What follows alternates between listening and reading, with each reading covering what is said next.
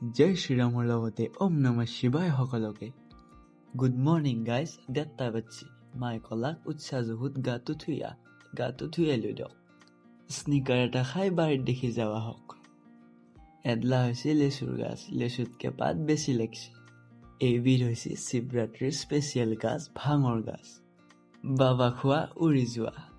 এডলা মৌচুমীৰ গাছ মৌচুমী হলি এটাও লাগা নাই কেবা লাগা নাই মৌচুমৰ লগত পলাই গেল নেকি মৌচুমী